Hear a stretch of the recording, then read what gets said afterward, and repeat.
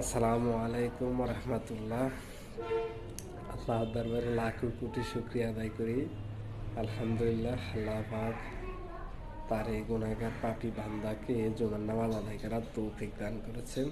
এই জন্য শুক্রিয়া আদায় করি আলহামদুলিল্লাহ।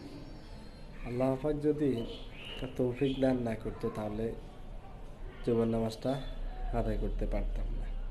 তৌফিক করছি বিদায় জুমার নামাজটা আদায় করতে পারছে। আর জুমার নামাজ হচ্ছে আমাদের মতো গরিবের হজের দিন। অনেকে আছে অসুস্থ, অনেকে অনেক কারণ দেখিয়ে এই জুমার নামাজটা হয়তো পড়ে নাই।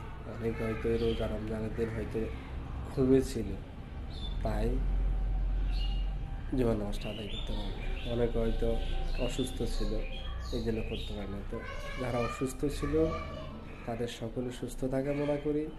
আর যারা অনেক ইস্যু দেখিয়ে, কাজ দেখিয়ে বা ঘুমিয়েছিল তা দেখিয়ে জুমার নামাজটা আদায় করে নাই, আমি আল্লাহ পাকের কাছে তাদের হেদায়েত কামনা করছি। আল্লাহ পাক তাদেরকে হেদায়েত দান করুন, সেই কামনাই করি। আসসালামু আলাইকুম।